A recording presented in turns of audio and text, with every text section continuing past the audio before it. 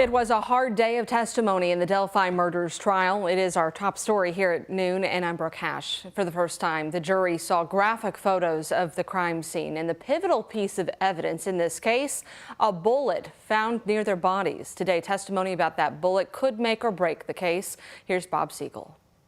All day, the first investigators on the scene and a detective walked jurors through what they found in the woods near Delphi the day Abby Williams and Libby German were found.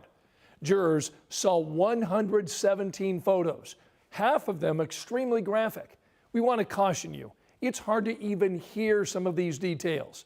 13 news reporters who were in the court say some jurors and family members were visibly shaken. The pictures showed the injuries to both girls' throats, blood on both of the girls. Detectives described a very bloody area around them. Officers explained they found sticks on and around the bodies, but one testified that 3 officers decided those sticks had no evidentiary value and set them aside. Then explained that days later, he was told to go back and get the sticks. He took crime scene photos with him to identify the correct sticks. The defense has maintained, but is not allowed to bring up, that the sticks indicate the deaths were part of a ritualistic sacrifice. The defense also pushed back on how investigators collected a bullet cartridge from the scene. One prosecutors say matches a gun owned by Richard Allen. The defense asked investigators how the bullet cartridge was handled and why there are no pictures or video showing it being removed from the crime scene. They suggested to the jury that there were lapses in the chain of custody to protect the integrity of that evidence. Now, once the prosecution rests, the defense is expected to really hone in on that bullet and attempt to create reasonable doubt with its connection to Allen. Former LMPD detective Brett Hankison walked into the federal courthouse Monday for the first day of testimony in his retrial. He's charged with violating the civil rights of Banna Taylor and her neighbors when he fired into her apartment the night of that deadly raid in 2020. On the stand, Miles Cosgrove, who fired the bullet that killed Taylor. He said before officers served the warrant, they inspected the outside and were not able to see through the sliding glass door. Cosgrove said it's common sense. If you can't see something, you shouldn't be shooting at it.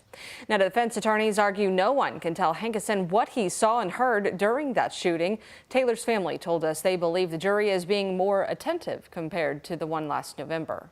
Yeah, I'm watching how they react and how they respond to different statements, different testimonies that's being given, to their alertness, to the story shifts, to the questions that's being asked and answers that's being given. The judge had said the trial could last up to 3 weeks. Attorneys for one of the men charged in the Crystal Rogers murder case are providing a clearer picture of the scope of evidence. In a motion filed Friday, attorneys for Joseph Lawson said the witness folder alone contains more than 300 separate folders for different witnesses. But Lawson's attorney says most of that evidence isn't relevant to his case. Joseph Lawson is fighting to have his trial separate from his father, Stephen Lawson, and Rogers' former boyfriend, Brooks Houck. The Lawsons are expected back in court Friday. They're both charged with conspiracy to commit murder and tampering with physical evidence in Rogers' death. We now, though, know the 4 people who died in that Carolton house fire last week have been identified. The coroner confirmed 42-year-old Jessica Sellers, 18-year-old Colton Sellers, 10-year-old Deacon, and 25-year-old Emily Boswell died in that fire last Thursday near downtown Carolton. The sole survivor, a 4-year-old girl, was rescued by police and flown to Louisville for treatment. Fire investigators have not yet determined the cause. The new Norton West Hospital will be admitting its first patients in less than a month, and some are already getting a first look inside. Tours opened up yesterday and immediately filled up. 600 people got to see the brand new facility and what it has to offer. It's at 28th and Broadway and is the first hospital west of 9th Street in 150 years. Norton West Chief Administrative Officer Corinza Townsend says it will transform healthcare for West Louisvillians. The biggest measurement of change will be less visits to the emergency department for primary care reasons, and that'll shift over into the specialist and primary care spaces in this office, that office that we're actually sitting in with this beautiful artwork behind me. Townsend said the hospital currently has 360 employees, which is enough to open the hospital if they wanted to right now. If you missed that tour, there's a virtual option that'll be available on the 28th. And there's a block party scheduled for this Saturday to celebrate where they will unveil a historical monument. That'll happen at 11 a.m. The block party will run from noon until 4. Should be a great weekend for it. Talking about really much of the weather here over the next couple days. Still very quiet, Sam. Still very quiet weather taking place here at Brook, and it feels like a late summer type of afternoon. We're going to be hanging out to some upper 70s by and large for the afternoon today. Yesterday, 77. Today, looking to be hitting 79 and some low 80s looking likely as we get into the daytime hours tomorrow. Unfortunately, our fall foliage not quite in full swing. Get a live look from our University of Louisville camera pointed towards downtown. The trees are just kind of brittly there, kind of displaying their colors, but really dry leaves as we've only seen 0.05 of an inch of rain so far in the month of October. So far outside of Jefferson County, we have seen a fair amount of 60s on the map. 70 in Paoli, 51 though in Bedford, hanging out in the mid 70s anywhere from Lebanon towards Springfield early on today. So hanging on to some summer type of warm air taking shape for much of our area. Take a look though, after we deal with some low 80s tomorrow, notice Wednesday night's low temperature right around 46 degrees. The cold front is going to be bringing in some cooler air just in time for Friday Eve, a high of only 68 degrees for Thursday, and that's going to be right at normal for this time of the year. Now in a few more minutes, I'm going to be talking more about some stray rain shower chances Friday evening extending into Friday night, but that's also going to be leading to a very dry weekend ahead where temperatures will be falling down to much more seasonable readings for this time of the year. But here's a quick look at the Friday evening showers. I'm going to be talking more about the timing from Mother Nature of this slight chance for a shower in a few more minutes. All right, Sam, thank you.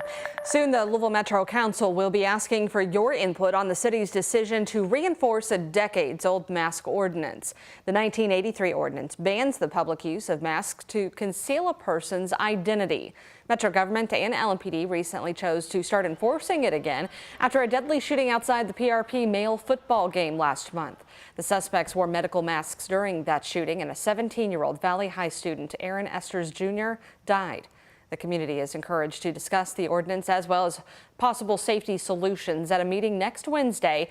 That's at 4:30 at the Newburgh Community Center. You can sign up to speak in person or leave comments online if you cannot attend. Just click the link in this story under our local news tab online.